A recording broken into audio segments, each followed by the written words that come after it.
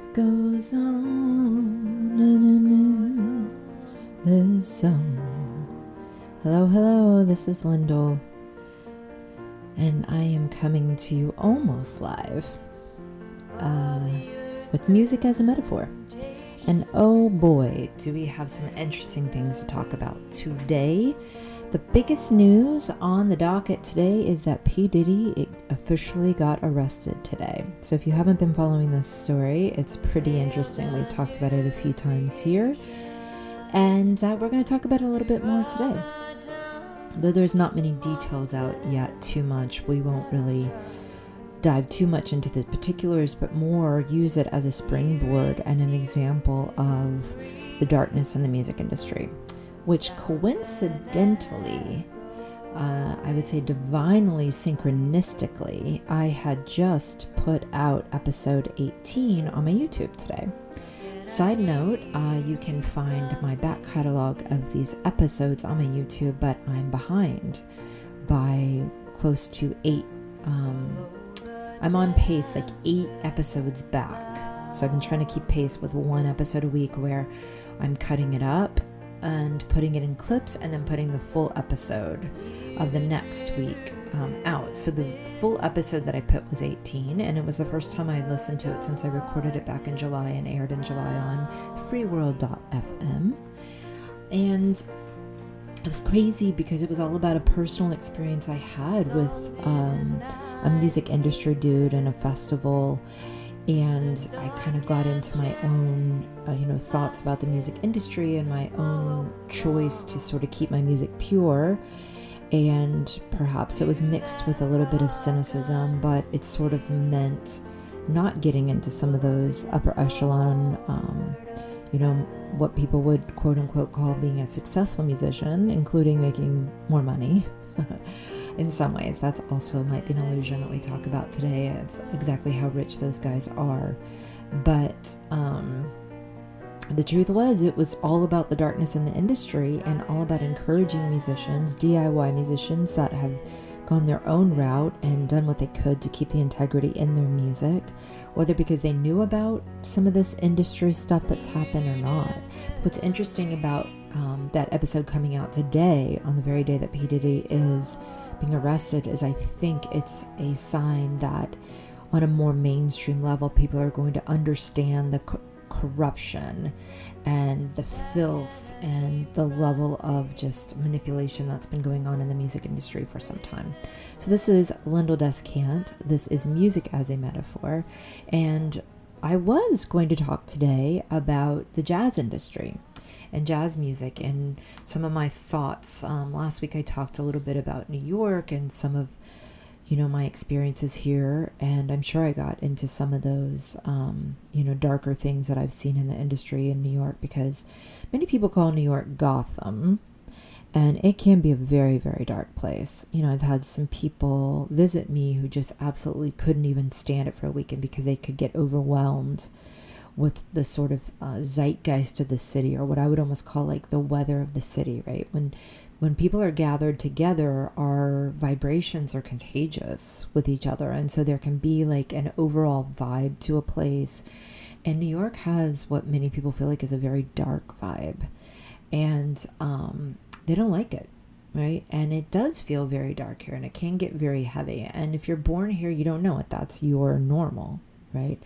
For many people who move here, we acclimate that. And that's one of the reasons why a lot of people get sucked into New York or change when they are here. And for me, I luckily didn't. But I talked last week about, how I felt like I was here more to bring a light to this place, to not get pulled into that. And that's what the source of my music has been about, is creating your own fountain within yourself so that you're not as susceptible to everything going on around you.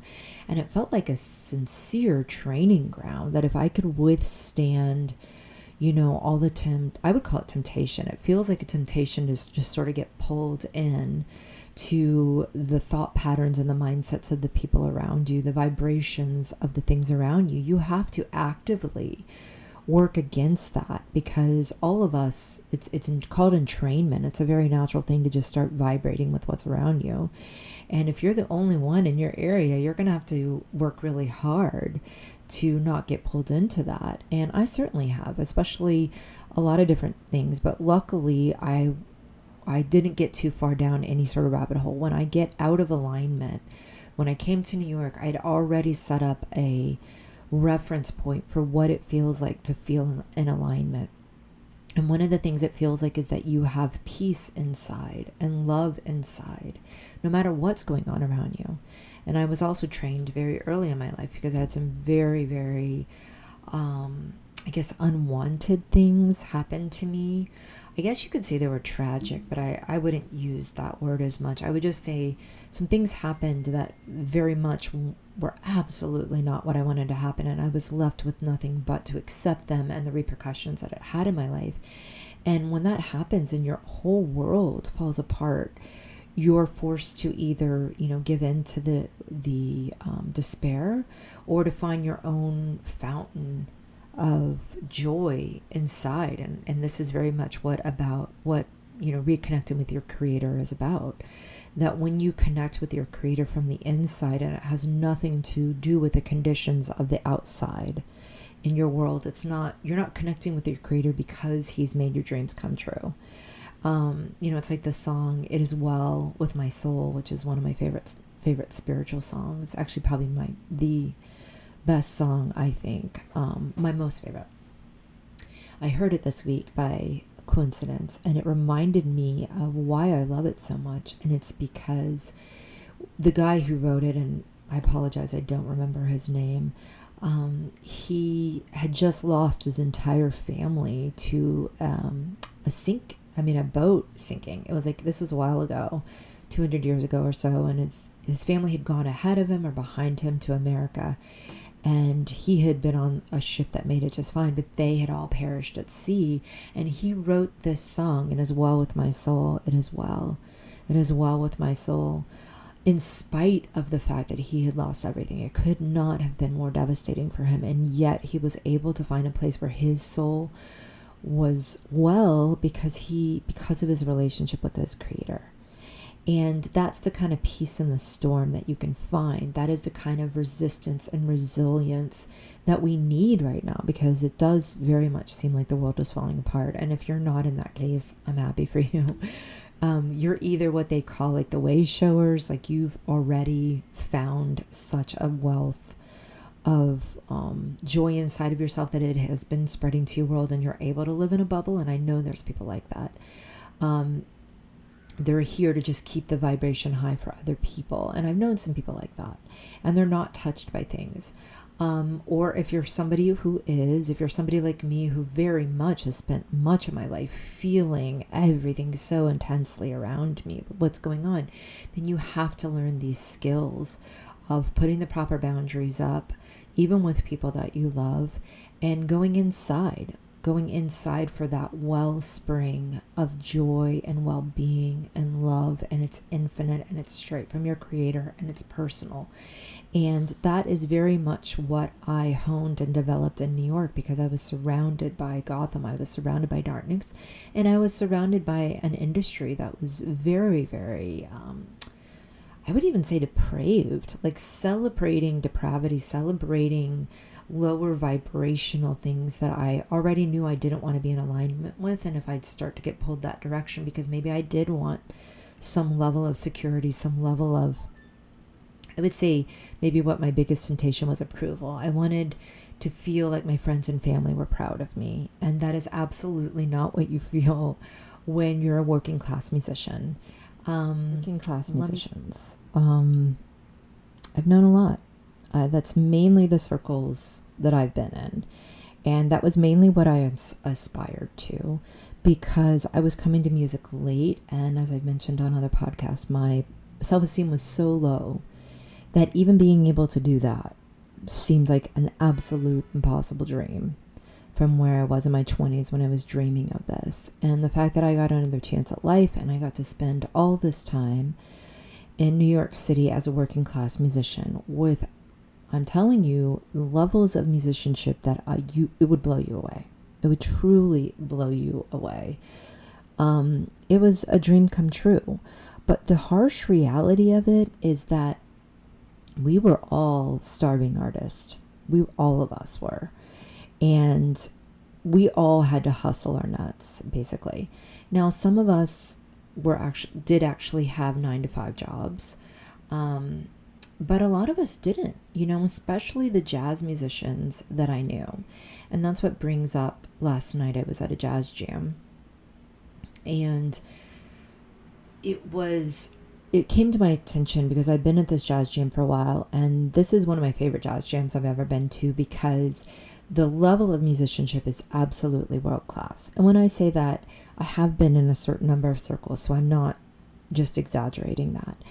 What people don't understand is that to even be able to sit in at a jazz jam, you have to have put in some work and some hours to even be able to hang, with a jazz standard, let alone be able to manage, which is what most of the instruments are called upon to do, to know the songs by heart, to be familiar with them, to be able to play it on a moment's notice with a bunch of musicians you don't know, to be able to know how to follow the cues, do an improvised solo, to kind of follow each other on the intro, the outro. If a singer's there and she wants to do another key, you have to be able to transpose it to another key. There is a very high level of musicianship just to be a jazz musician. And I need to talk about that because I am going to disparage on jazz a little bit. And the reason is that this is going to be a discussion about a love-hate relationship that I have both with New York and with jazz. And it's true. And I guess it's passion. I guess there is a passion for both, which is great. And that's the thing that I need to acknowledge, that New York has had a huge impact on me as a person. And I talked about that last week. And this week I'm going to talk a little bit more about how jazz has had a huge impact on me as a person, not just as a musician, but as a person. Okay, because it's a very interesting individual who is a jazz connoisseur. And it's becoming less and less and less. Many times it is older crowds, honestly, that I'm with when we're listening to jazz. But it's not always, and I'm sometimes speaking more in America because I think the demographic can be different in different countries. I know at least when I was studying jazz in Europe over a decade ago, it was much more widespread, right? People tended to have more of an appreciation for it the way that Americans did back in maybe the 50s and 60s. But nowadays, so many people, including people I love, absolutely abhor jazz. They think it's boring, they think it's chaotic, and I know what they're talking about. And in some ways, there's been a trend in it that I want to speak about, of it becoming more and more intellectual and more academic. And part of that is because you have to be a kind of a smarty pants to even want to learn jazz. I mean, there is such a barrier to entry to even understand how to play jazz music, to even be able to sit in these jazz jams. And being able to sit in with these jazz jams is really just ground zero. This is really just how you even start to get good at jazz, right? You have to get to a certain level. You have to study a certain amount. You have to dedicate yourself to music on a certain level just to be able to start sitting in with the jazz jams. Then once you can do that, now you're in play, right? And I think this goes to one of the reasons why I've had a hard time with jazz programs that don't, more like online schools that don't really promote playing together. Because for me, that is starting to be this sort of stale academic corporate jazz where it's almost like classical music. It's almost the way that classical music now is just notes on a page and you play exactly as written. Classical music, when it was actually out and popular, was not that way. Many of these composers, when I talked to classical experts, they improvised as well. It wasn't so static, but over time we memorialized it. And in many ways, there's people now studying jazz in that way. They're memorializing the harmonies, they're memorializing the phrases, and they're just playing those over and over again. And they haven't actually engaged their right brain per se. And for me, that's not the jazz that I love.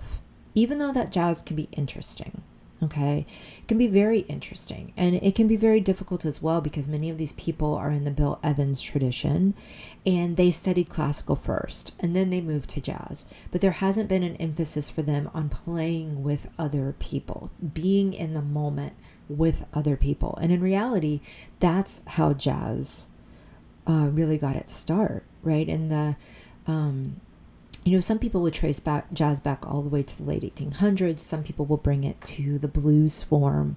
And I would agree that all of that could be true, but it definitely had a folk root, and it definitely wasn't academic, and it definitely wasn't written down and notes on the page, because in reality, people still have a hard time agreeing how you write a swing note, right? It was heard and learned and shared. It was folk.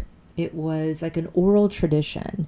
And you only got good, for the most part, by listening and sitting in and playing. And as I spoke about last week, or actually it was in episode 17, I speak a lot about the idea that you have to be willing to take the risk of sounding bad. You have to let yourself sound bad. You have to be willing to let it all out there, let go of your control on a certain level. And by doing that, that's the only way to get good. You got to let yourself stink for a while. And that's one of the things that I love the jazz jam that I've been going to, is that you have these incredible musicians that are the top of their game. And at the exact same time, they're so inviting and kind to the musicians that are there as students, that are there in a newfound form. Now, those students have to meet the minimum requirements, right? They have to be able to sit in, but they will accommodate you if you're not able yet at this particular jazz jam. I'm not saying all of them are this way by a long shot. But this one, you get the chance to play with these world-class musicians, but with them having an air of patience and kindness. And it's wise, because the truth is, this tradition takes that. This is the way this tradition gets passed on to the next generation. And last night at the jazz jam that we were in, that I was at, it was incredible because there was some youngins there. They were so different from, most of the older cats, or at least middle-aged, if not older, the really accomplished ones kind of running the whole thing. And then you have these younger guys coming in, and last night in particular, there was a lot of students. And sometimes it's because these cats playing, sitting in, the one kind of running it, there's always a house band. There's always a set of incredible jazz between three, master musicians, and then the jam opens up. And so many times those master musicians are teachers, and many times their students are coming and they're getting invited up by their teacher. It's a sort of a safe baby step than just showing up at a jam without knowing anybody, right? Your teacher is there. They can kind of instruct you. They can kind of help you. And last night it was an exceptional night. It was actually a slower night. There's typically a lot more cats out. And a lot of time, when I say cats, that's one of the slang for, the jazz cats. The guys, I would call them hardcore jazzers, okay? And that's what I want to delineate, because I'm not a hardcore jazzer, okay? But these hardcore jazzers, it's kind of like guys doing improv comedy. They have to be sitting in to keep their chops up, right? I mean, a lot of them do have regular gigs, but then their nights off, guess what? They're coming to these jazz jams and they're sitting in. And we have a lot of those at this particular jam. But last night, it was less of those guys and way more of these students that had all come together. And it was amazing to see this next generation. Some of them are struggling. Some of them weren't quite there. But there was these two young ones that I would almost even say are in their late teens. And man, did they already have a mastery on their instrument, in particular this drummer. It was incredible. But they also had this, it was such a different air. For me, it was like, definitely seemed like their socialization is different. Having been kids that had just gone through COVID, right? Probably been in their early teens during COVID, wearing masks. There's a little bit of, they don't interact as much. There's a little bit more quietness. They don't talk as much. But the interesting thing is there's also this unbelievable confidence and mastery already. So maybe they were sitting at home just playing their instruments during that time. I don't know what happened. They were very interesting, but that's part of what's so beautiful about being at these jazz jams. And you don't have to be a player to enjoy them. I was with somebody last night who, unfortunately, I took to a Bill Frisell show not too long ago, and absolutely was not the right way to introduce jazz to somebody. It wasn't it, okay? And this is somebody who loves music. But this show was like a mausoleum. This was like a classical, very chill show with Bill Frisell. If you don't know who Bill Frisell is, he is a master guitarist, and I have seen him live many times. And in particular, I really loved the stuff he was doing maybe in the early aughts when he was kind of folk Americana jazz. And he just had a lot of interesting collaborations. He was very much alive to me. And maybe this is just where he wants to be at in his life right now. But we paid a lot for these tickets to basically like almost go to sleep. It felt like classical. It felt overly technique driven. Like, yeah, that's really cool that you and the saxophonist are playing completely in tune with this sort of random line. It was something that I heard the Bad Plus do a lot.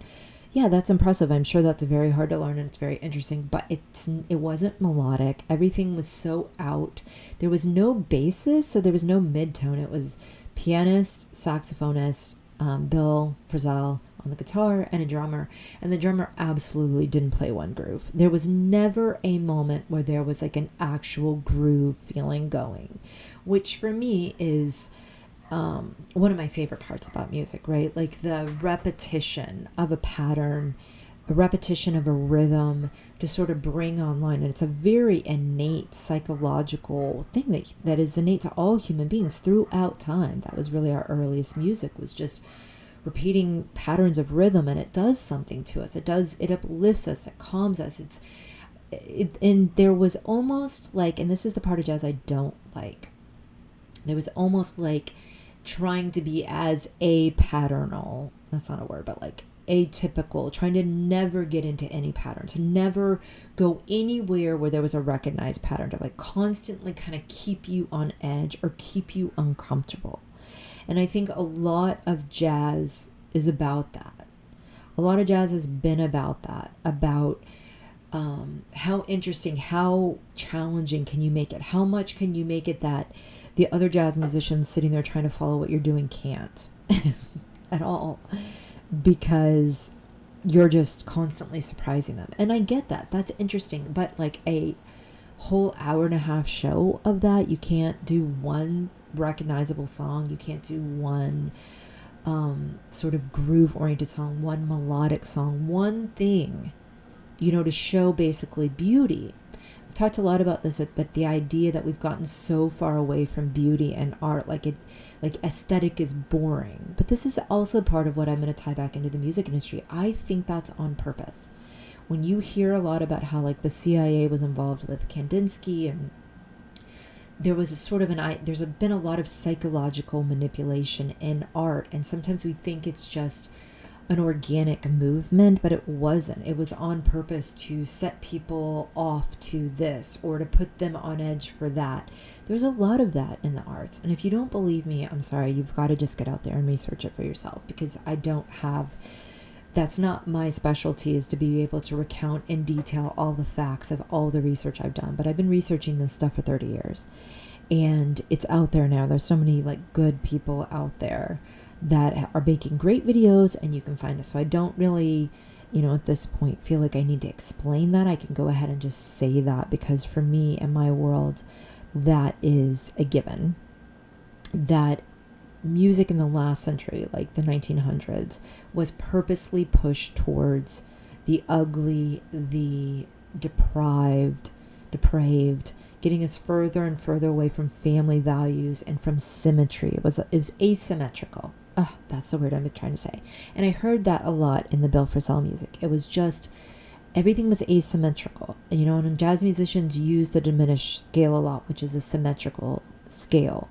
But it's not an organic scale, right? And already like you get into just a lot of trying to use things that sound bad, on purpose.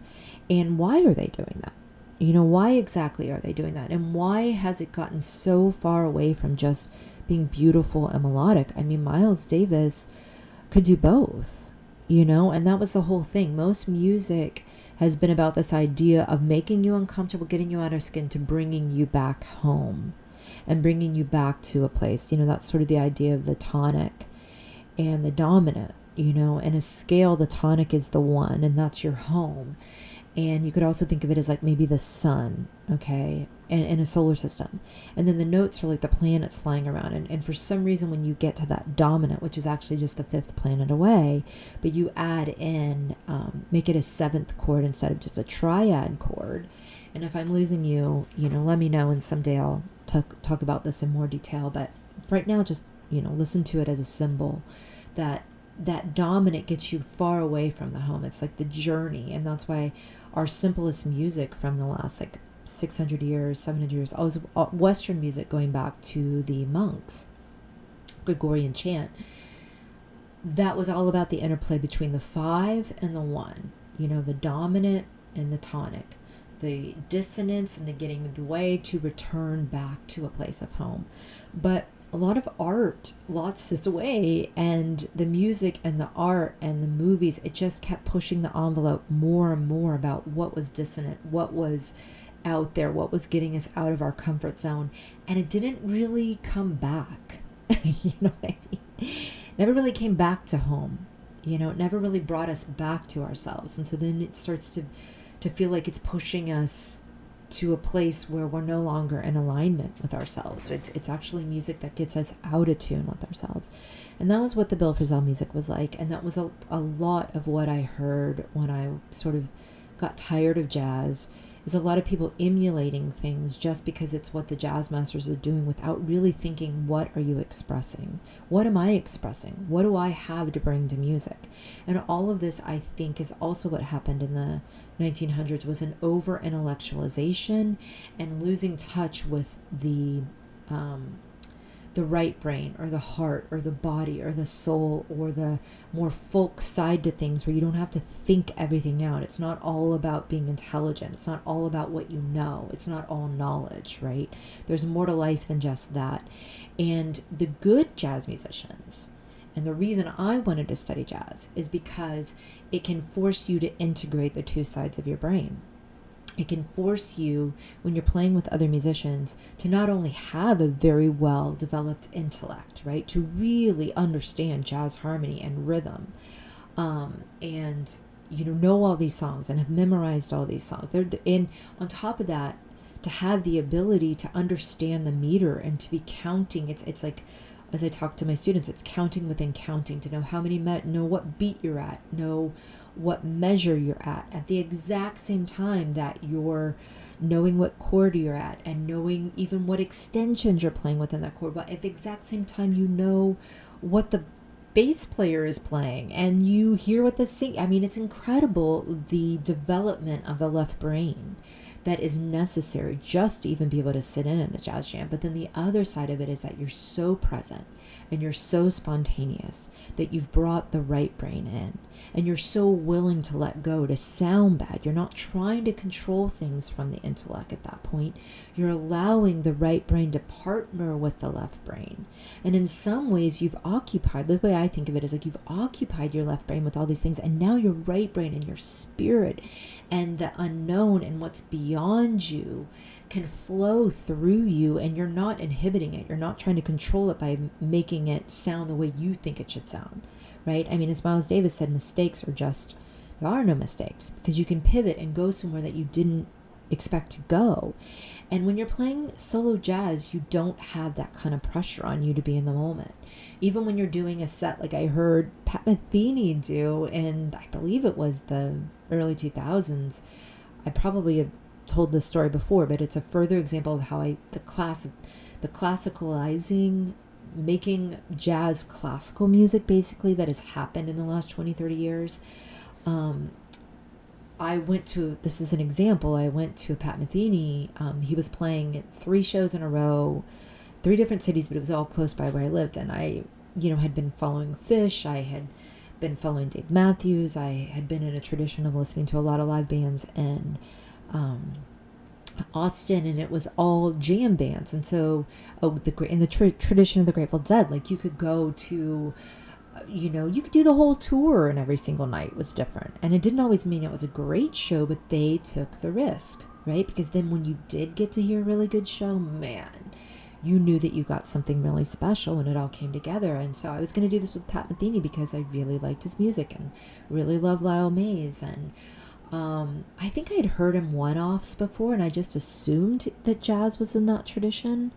But instead, I got the exact same set list, all three notes. And then this is the part I hate to even say, but even Pat Metheny's solo was largely the same. His solos were kind of mapped out, I think. And that was such a disappointment to me. And he's considered one of the greats, but it just makes me realize that there's different definitions of jazz. And for some, jazz has become what I would say is more like classical jazz, right? It's notes on the page, it's a certain sound, it's playing by these certain harmonic principles. Whereas when I went to jazz school and was very much refuted, found out there that that was not what most people thought, jazz to me is just improvisation. It's just being in the moment. And yeah, by that you could include jam bands, and you could include blues, and you could include a lot of the music from the 70s, like classical, because they did improvise. And so maybe I just called jazz that because already by the time I was listening to music in the 80s and 90s, it was the commercialization of it. It was 3-minute radio hits. When people went to hear it, they wanted to hear it exactly like they heard it on the radio. And our taste changed, and in many ways it laid the foundation for the digitization and the AI coming in, because people kind of crowded out the right brain, the ability to be in the moment. They became intolerant of mistakes. They wanted this perfectionism. And so yeah, let's have robots do it, because robots are always going to be more perfect than humans. They'll never play the wrong notes.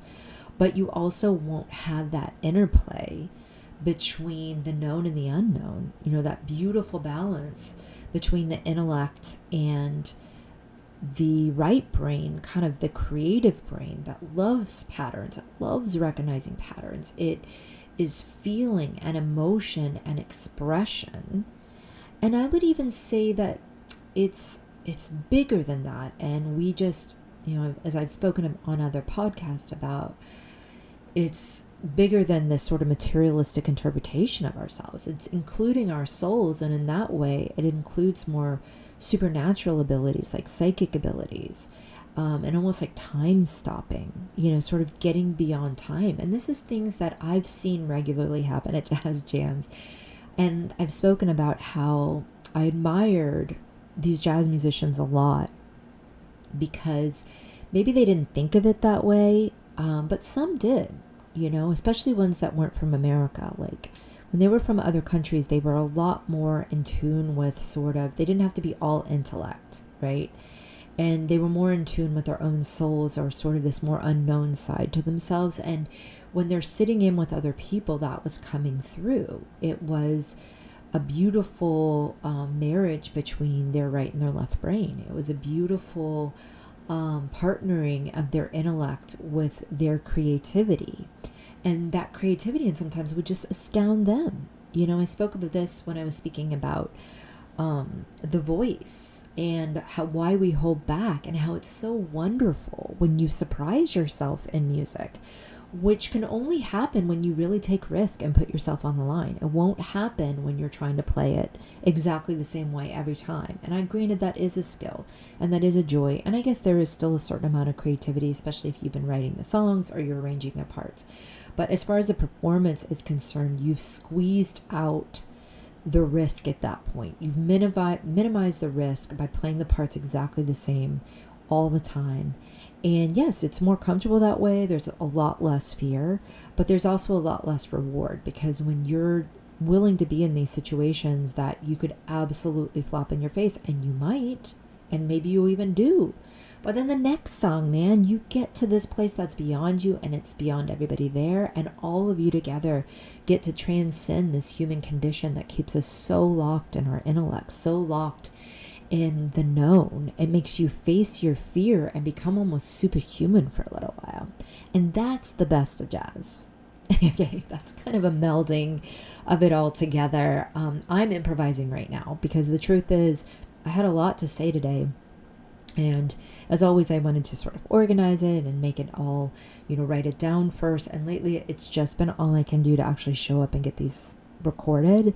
And I actually think I'm demonstrating the principles that I'm talking about, because there is a little bit of pre-preparation. There's me thinking through certain thoughts about it. And then there's me getting here and just allowing it to come out. And I've got the judgments on the side saying, oh, you should have said this or should have said that. But then the truth is, and the same thing happens when you're at jazz jams, like, you might get up there and be like, oh my God, I sounded terrible. I just barely got through it. But the hardest part is just getting yourself up there on the stage to do it. And then, as my friend, a friend that I admire very much, who's been coming to these jazz jams for some time, very religiously, and she was saying how sometimes she will be cringe for like 2 or 3 days. And when she first started, she said she'd be cringe for 10 days. And so she could only come every 2 weeks. Cringe being that you just think you sounded terrible. You just think of all the mistakes you made. You think of what you meant to do versus what actually happened. You think of those moments when you weren't sure if you should do trading fours with the drummer, and that maybe you cut up somebody off on their solo, or you missed your cue, or like I did last night, you have to just make up your own lyrics because you forget the lyrics to something. There's all that happens. But then when you listen back, you're typically like, oh, it's nothing like I thought. So I'm hoping that in many ways, and that has been the case, I'm not listening to these radio shows for like 8 weeks after I do them. And when I listen back, I'm like, oh, it came together better than I thought. It's actually coherent. And then in some ways, no, I'm still like, oh, I could have added this in. But that's part of the process of what I'm doing here, because I feel like I'm fleshing out my ideas on these things to get to a place where I have them really ironed out. And that's what you do at jazz jams too. You don't show up expecting yourself to be great that first, maybe even year. It takes some time, but I guarantee if you committed to a year, just a year, already by a year, you would be completely addicted to the progress that you made, completely addicted to the thrill of the moments when it goes well, and the feeling that you have when you face your fears and you get up there, and how it lasts through the rest of the week for you, because nothing seems as scary as that. And this is the thing, the community that you feel, because everybody there, most of the people there, there's two types of people there. There's people that with skin in the game that are actually getting up there and taking a risk with you. And if you're lucky enough to find a jam like I've found, then they're so supportive and encouraging and understand that none of us are there to be perfect, that all of us are there to grow and to grow together as a community and as well as individuals, and that it's not about levels. It's about the connectivity that we find with each other. That is the real music, right? And at the end of the day, when you're with the right jam or the right musicians, it's all about that. It's all about the music you can play with each other. And it's also about feeling part of something. I released a video, Reach Up, because I had played it on a few episodes back. And then last week in particular, I kept getting this message. You talk about synchronicities. When you are aligned, it's amazing, the synchronicities. It's one of the sort of validations that can happen to you, is the synchronicities that just line up. And so you were thinking about this, and then somebody said that, and then somebody else that doesn't even know this person, could never have talked to them, they say something, and then you hear it here. And there's also a certain level, when you get good at recognizing this, that resonates within you, that you're like, something in you is like, pay attention, and you pay attention to that, right? So last week, the message that came through is that, yes, it's very easy to really get discouraged with the many threats that we're facing, the many ways that maybe people you know and love have not clued into certain things. And in particular, it was 9/11 last week, and it was very hard still to think that it's 23 years later and there hasn't been any justice for that. And in many cases, terrible atrocities have been committed in the memory of very innocent people's names. And it's also very hard when you see that there's a mall there now, the Oculus. All of that is absolutely disgusting and very disheartening, and I was actually pretty sad for a few days this last week over it. But then something a message was coming to me from multiple sources that there are good people in the world. Whether or not they're entirely clued into, the propaganda and the lies, it doesn't matter, because their hearts are good. And they're living these quiet lives, these working class lives, where they just want to be honest and keep their integrity and uplift each other, and they go out of their way to help each other. I heard a story of a woman who was an ICU nurse, and a 14-year-old came in. You might have seen this on the internet. 14-year-old came in. She had triplets. She was going to try to raise them alone. This nurse immediately was really helping her. Actually, the triplets were in the NICU, so she was doing a lot to help her there. And when the 14-year-old left to take care of them, which the 14-year-old was very solid that she wanted to raise these three, she gave her home number. Well, a few months later, one of the triplets ends up back in the ICU. She calls this nurse because the CPS, Child Protective Services, was coming in and questioning whether or not she should be the mother. And immediately they called this woman, because it was one of the only numbers the girl had, and she stood up for her. I could cry when I talk about this. She took the girl in. And this was a story like 3 or 4 years later, where the girl, it was just such a beautiful story of how the mother of the triplets had prospered. She was now in college. Her triplets were doing well. And this woman that had taken her in was so humble and just said, we all can be okay if we learn to help each other. And then I heard it from another place, like, you can't look to the elites. You can't look to these institutions at this point to help you. You need to start reaching out to each other and helping each other. And there has been so many different movements and different things that I won't get into that have been sort of assimilating that. And so I wanted to put this video together from the song Reach Up, Reach Out, because when I had talked about it a few weeks ago, I assumed I had already done this music video, because I'm telling you, years ago I put these photos aside. They were portraits of people that I've taken over the years, candids of strangers that I would end up having like amazing conversations with. And they weren't special people. They weren't famous. They were just kind and took a moment to reach out to a stranger, and in some ways offered a service to me, and in some ways I had offered a service to them. It was real human connectivity. And I had all these portraits aside, and I realized I had never made the video. So I put that video together Friday, and I put it up there, and the hook is reach up, reach out, and relax now. And I think it's part of this, pulling this full circle, living in New York, facing all of this dissonance on the outside, but finding my own home tonic on the inside, connecting with home, so that I can become a source of that vibration for people, even if it's only in my direct vicinity. And playing music has been a big part of connecting in with my creator. As I mentioned, playing just to him, playing in this intimate relationship has given me a bubble to live in, so that I can be a source of love and inspiration for people around me.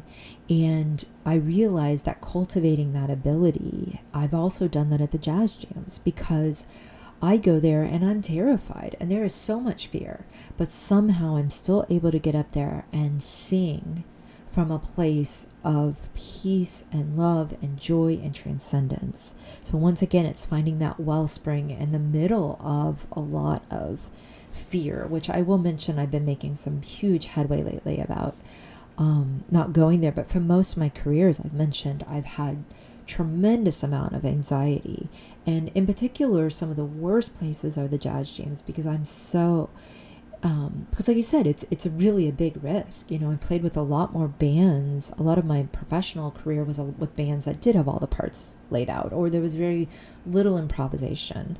But at jazz jams, that risk of really getting up there, and then on top of that being with these world-class players, and on top of that having the experience of being in some jazz jams where, yes, you can meet jazz musicians that are all intellectual. They've spent so much of their time and their lives on this that I don't blame them, but they have intolerance for anybody at a lower level, and they're very much in a comparative, competitive mindset. And being around those guys, was not helpful in a lot of these early days. but also it's just a lot of my own fear. And in that, a lot of times they say you just got to feel the fear, but get up there and do it anyways. But you start to carve out this place inside of you that knows you're going to be okay no matter what, and knows that you are. It is well with my soul, even when I get up there and sound terrible, or even when I get up there and a jazz cat completely is rude to me or insults me or, whatever. And that music as a metaphor brings full circle to where we're at in the world right now. Because if you're paying attention and you see what's going on and you see what they're saying is coming and you see all this stuff, unless you're in QAnon, but even if you're in QAnon, I guess, you have to find a source, a wellspring inside that you're going to be okay no matter what, whatever and however that means for you. So music as a metaphor, you can be facing some of that in jazz jams and getting up to face your fears of performing, or maybe, or even just to pick up an instrument by yourself in your house. Okay, a lot of people face a lot of trepidation and fear and shadow self, as I've spoken before. A lot of things can come to the forefront when you take the risk to pick up an instrument, which I think is a testament to how powerful music is, because many, many things will come against you, including sometimes even your friends and family saying disparaging things. In your own mind, you're going to face a lot of like, why you're doing this is a waste of time. But then sometimes you start to recognize in the spiritual war we're in that those are the very things that you should probably focus on. So if you're having fears about any of those things and you just dive into it, and in that you're able to carve out this space of courage and peace and, like I said, a place where you know that you're okay no matter what happens on the outside. Even if you stink, even if you sound like the worst musician in the world, it doesn't matter. It's not going to really affect this place inside of you. You cultivate that place inside of you, and it's going to serve you well right now with what's going on in the world, because it's very difficult to find security in the world right now, no matter who you are, if you're being honest. And there's many, many people that are not being honest with themselves or with anybody right now. But if you're somebody who is being honest with yourself, and even if you're not, you're probably feeling, I think there's a lot of anxiety, a lot of depression, a lot of things that are happening because people don't really understand what's going on. And they're being forced to come to terms with more than what they want to come to terms with. Because I just heard something from Terence McKenna about like when a society moves to higher dimensions, they go through a lot of chaos. And in my opinion, something like that is happening right now.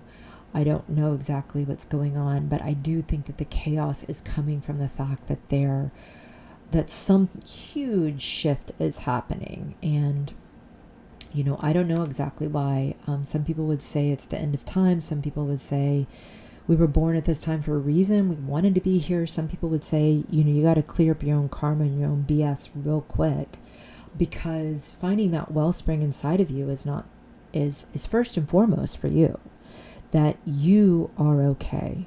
You get to that healing space. You get to that empowerment. And then once you are empowered in that way, where you're not looking to this world for anything, you get everything you need from this internal source that you've cultivated, then you can be a help to others, right? And far too many people right now are reaching out into the world to help the world, whereas they're not facing that shadow work.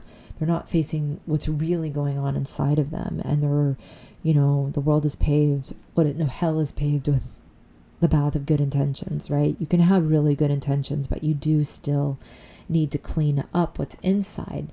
And sometimes what I'm sort of learning is that we can do so much for people when, rather than looking at the ways that they're out of alignment or the ways that they're duped or the ways that they still have so far to come with their internal work, the blind spots they have, which we all have, instead focus on the goodness of them, whilst having your boundaries up, because you don't have to take abuse or you don't have to put yourself in harm's way. To love people, you can very much, first and foremost, are loving to yourself, but in that, even if it's just from a vision place through a prayer place, you can do so much for people to continue to believe in their goodness, to believe in their ability, to find that wellspring inside. And then the more of us that do that, then even if it's for a moment, like at these jazz jams, I don't know what these people really believe. I'm sure most of us are on different pages on a lot of things, but we can all come together and find a place of unity. And that unity transcends us. And that unity will help us, if we're the more and more of us that are able to tap into this unity place with people and with community, then the more the real solutions that we'll have, and the more ability that we'll have to actually, create a world that injustice just cannot survive in anymore. It just can't, injustice isn't ours, it's in God's hands. And so when you have faith in that, and you understand that, and that's the interesting thing about the right brain, the more time you spend in creativity and being creative, the more time you allow that right brain to come online, the more you're outside of time, and then patience becomes the fruit of the spirit, because time isn't such a big deal. If it happens now, or if it happens in 200 years, let's say humanity comes together in 200 years, and finally there's an end to human trafficking, that the children are not being treated this way, that most people are not being traumatized. If it takes 200 years, but it takes 200 years of chaos, isn't that worth it? Couldn't we all find a way to be strong enough to make it through that, to allow for God to realign this world and to really realign us with each other? Wouldn't we be willing to do the work? And so many people say God's victory is assured. It's just a matter of time. And when you recognize that, it gives you the patience to deal lovingly with other people. I didn't even get to talk about P. Diddy like I was going to talk about. I'm already realizing I don't have that much time, but maybe it doesn't really matter, because the truth is, if you look into it yourself, you will see that P. Diddy was pretty dirty, and that it comes from a lineage of blackmailing artists so that they are controlled, and then very much they are told what to do. And in that way, like I said, I don't think they even have as much money as you think that they have, because they're sort of pawns and very controlled. And then that's when people will even get into the idea of like what happened to Michael Jackson, or if they try to actually go out on their own, they try to buck the messages. If they try to do too much, then things will happen to them. And I would actually love to talk about that more and have a full episode, but I guess my lane, I know there's so many good people out there discussing those things. And so my lane is to more bring it back to the idea of something I was saying last on episode 18 that I listened to, that once again is all up on my YouTube, Lyndall Descamp, that I need to be proactive. I need to be facing my fears, and I've been so cynical about the music industry because I understood about P. Diddy, and I understood how really at the upper echelons and what's happening with like Clear Channel and the radio stations, and really what makes it through is a very, very corrupted system. But I also think that it's possible to break through in other ways, and I also think it's possible to prosper even when you're not allowing yourself to be corrupted or to fall to that. And I am exploring those ways in a very proactive way. And one of them that I'm holding myself accountable for is I had said I was going to look into labels that might help me with this album release that I need to do. I'm sitting on an album. I've been saying this forever. It was a lot about untangling terrible music deals that I'd gotten into before I released this, but I really have one last step to untangle that, and I am sitting on it. And I think it's because of my own fears of failure and rejection and putting myself out there, because it hurts. It hurts when you put yourself out there and it's not widely received, and in many areas you kind of feel a little bit humiliated in front of your friends and family. But that's also what I want to encourage people about, is because it's like those jazz jams, like you just still got to do it, right? I just still have to do it for my soul, for my life, and I cannot let the fear stop me. It'd be different if I didn't feel called to do this, if I was doing this for the wrong reasons. But if I'm feeling called to do this, and as I mentioned before, my calling has just been to make this music, to try to stay as pure as I can with it, even though I am not a perfect person by any means. but to be very honest with where I'm at in my journey and share it in a spirit of it, helping others to realign with their soul and to become empowered to who they are, so that more of us are in our gift of spirit and we're contagious with each other, to have each other's gifts of spirit come online. And so because of that, I have to be obedient and I have to do this, because I've never been promised that I'm going to be famous or rich from this. I really haven't. And that brings it full circle to what I wanted to say, is that there's these musicians that I've seen over and over again. Part of the heartbreak I feel is that these musicians are incredible, and that I've seen on the local jazz levels. Okay, not on the Bill Frisell level. I think he's living pretty good, even though he's not even a huge artist. Many people have not even heard of him, but I think he's had a decent life. But I'm talking about these jazz cats that I've been playing with that are world class, and they really do have incredible gigs. But that does not mean that they are paid well, nor are they treated well. Many of them are living destitute. A lot of them were driving Uber in their spare time to pay their bills, and that was before Uber got like worse. For some reason, I've heard that Uber is just much harder now. So even that got taken away from them. They're driving miles and miles to be part of music, but that's how dedicated their souls are to music and to the level that they are at. I mean, you cannot get there without dedicating yourself the way they have. In many cases, they don't even have families. They're teaching all these students around the clock, and they do not get the remuneration that they deserve. Okay, they do not get the corporate, package. They do not get the house. They do not get the security. And how many fundraisers have I been for jazz greats, that we're now raising money because they don't even have health insurance and they're in their 60s and 70s. So that's wrong. Okay, that's an injustice. And I think that people who are not in music should at least know that. And if jazz is not your thing, I would just tell you one thing to keep in mind, that there's a lot of different styles of jazz. So even if you hear jazz that you don't like, that doesn't mean you don't like all jazz, okay? Because there's a lot of different things that fall under the category of jazz. And if you happen to have a jazz jam nearby, then you could be the other type of person at the jazz jam in our jazz jam communities. And those are the people that come, buy a meal, listen to good jazz, and they help that jam to keep going. Because in many of these cases, these poor students and these poor jazz musicians don't even really have money to buy meals at these jazz jams.